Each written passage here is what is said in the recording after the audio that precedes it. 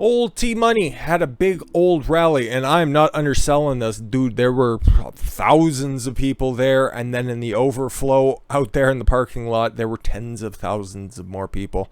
I don't necessarily know what the head count was, and I tried to watch at least most of it, but the stream quality was total fucking shit, and then Right Side Broadcasting eventually put out a better quality one because they were streaming it at the time and it kept dipping in and out, which is a little bit weird, huh? And nobody was definitely fucking with the live feed. But they had a hard copy and then they put it up and yep, it was, you know, your pretty bog standard. Oh, Biden's terrible.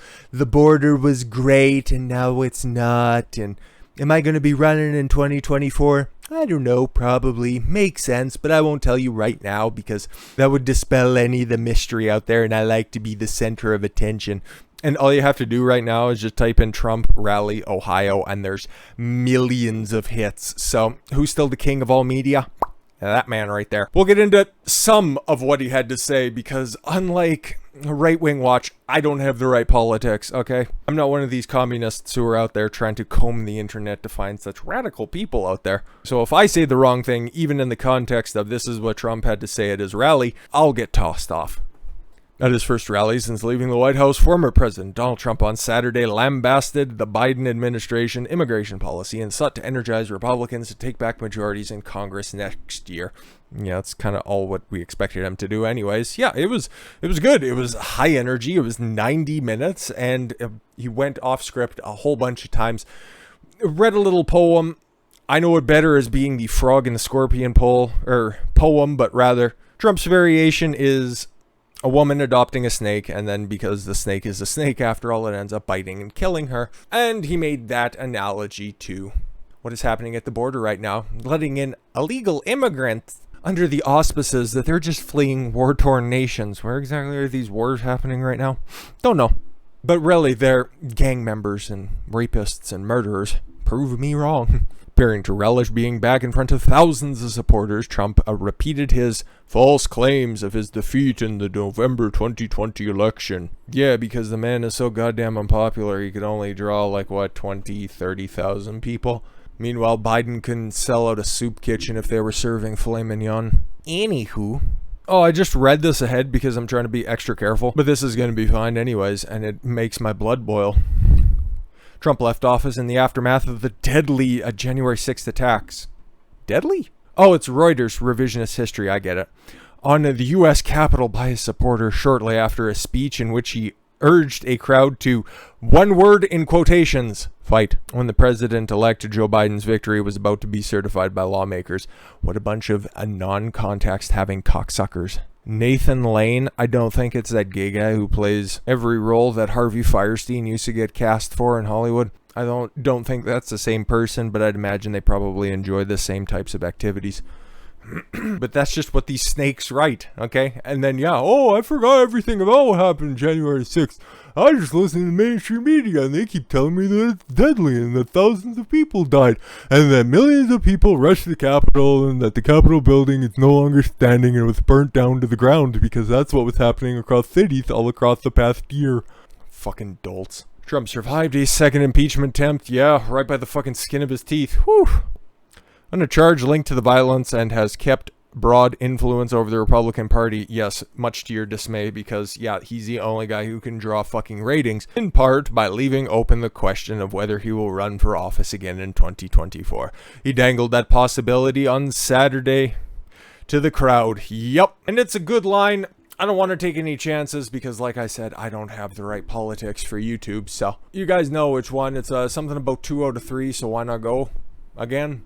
And just pick Ron DeSantis as your running mate and we'll fucking call it square because I want 12 years of Ron and he can continue his little transition into being mini Don and everybody will be happy on that one.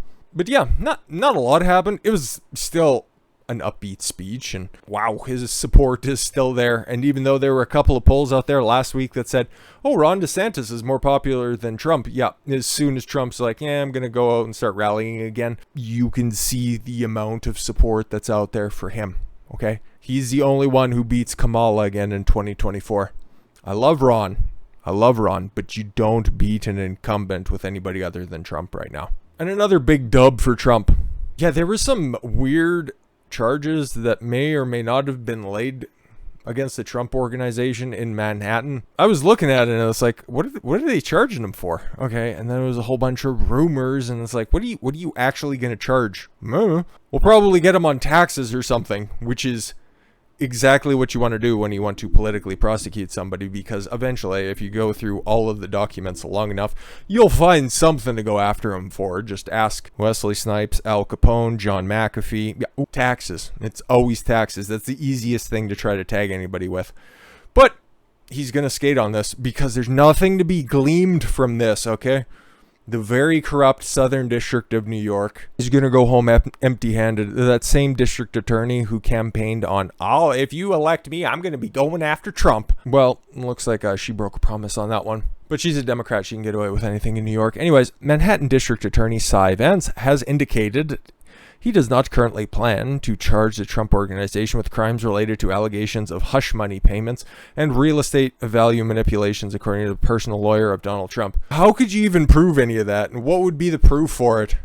Hush money. Okay, maybe he had some NDAs put out there and people were given money in order to force those NDAs, which is totally legal. Okay. Real estate value manipulations when just about the entire state, at least New York City, is rent controlled. How do you do that? And how can you even prove that somebody did that? Okay. Ronald Fischetti, a New York lawyer who represents the former president, said on Monday that in a meeting last week, he asked Vance's team for details on the charges they were considering. He's like, we don't have any details. We just hate Orange Man. Orange Man bad. According to Fischetti, members of Vance's team said they were considering bringing charges against the Trump Organization and its individual employees related to alleged failures to pay taxes on corporate benefits and perks. What a vague statement. It has been widely reported, yes, by the same echo chamber, inner circle, blue checkmark brigade. It's the same people that would run with the story that, oh, Trump said to an aide that he's going to be back in the White House by August. Really, bruh? What's the source on that? Oh, I sent out a tweet. Oh, then who's your source? No. It was me, and I sent out a tweet. Fuck off. Oh, but those perks included cars and apartments and appeared to only involve a small number of executives. Oh, okay. Well, if it's a small amount of people, you should be able to find receipts or anything that could be traceable back to the Trump Organization, right? And like Fischetti said here, we asked, is there anything else? And they said no. It's all crazy, and that's all they had. They had nothing. I can't remember if I even briefly touched on this. It just seemed so fucking preposterous. What was even the point? And now that there's going to be no charges, if you ever get one of those idiots out there, oh, the district attorney in Manhattan said that they're going to be charging the Trump Organization. Well, guess what? They don't have anything and they can't go after him for anything. So sucks to suck, I guess.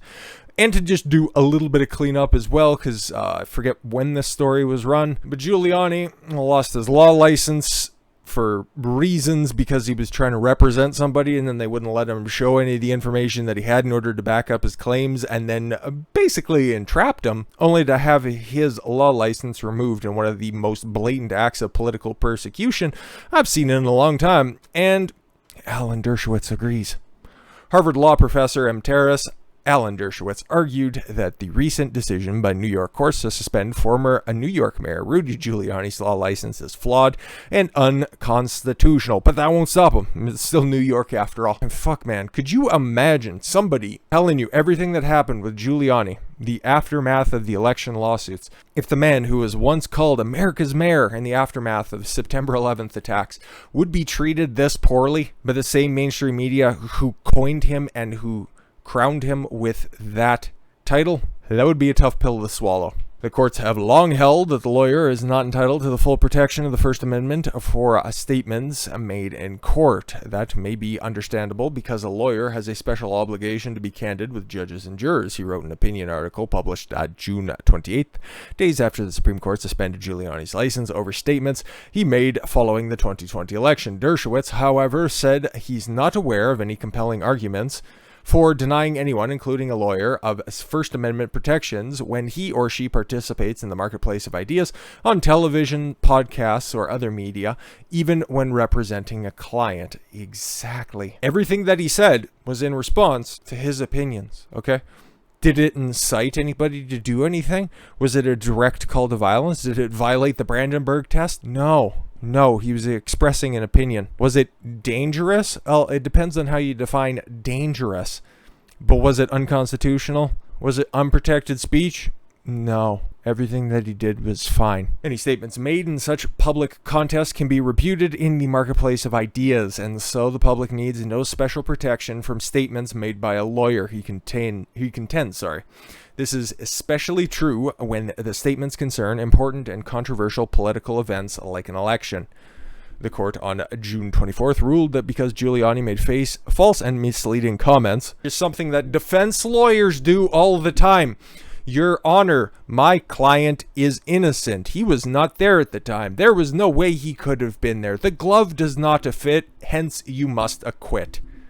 So Dershowitz, who was on the OJ team, had OJ not been acquitted, would he have been held liable for being a part of his defense? These are the roads we're traveling down. It's not very nice. The rules under which Giuliani had been suspended are so vague they cannot possibly satisfy the standards of due process, especially when public speech is concerned and clarity is required before it is suppressed. He wrote in his opinion published by the Herald, if these rules were applied across the board fairly and equitably, thousands of lawyers would be disbarred every year. Exactly. I personally know of dozens of lawyers who seemingly have violated these rules. Lying and exaggerating is all too common in plea bargaining, negotiating, and soliciting clients, and yet these sins are never the basis for discipline against recidivating lawyers, Dershowitz argued, claiming that the New York Supreme Court made Giuliani the victim of selective suspension based on political content of his public speech. Exactly. That's the basis of what I said when we originally talked about this. I thought it was completely and utterly patently stupid. But of course, a man who has decades more experience and can have his opinion put out there to a much larger platform did as such and put it out there succinctly and honestly. So we'll see where this goes. We'll see where it gets appealed. And if it doesn't, this is very, I don't want to say dangerous, but it's going to make quite a bit of problems for lawyers in general. So this should be a cause that they take up on both sides of the aisles. But everything is so hyper-partisan at this point, I wouldn't hold my breath on it. With that said, I thank you all very much for the gift of your time. I've been Don Consuelo. I want you to follow your gut and get after it. Take care, everyone.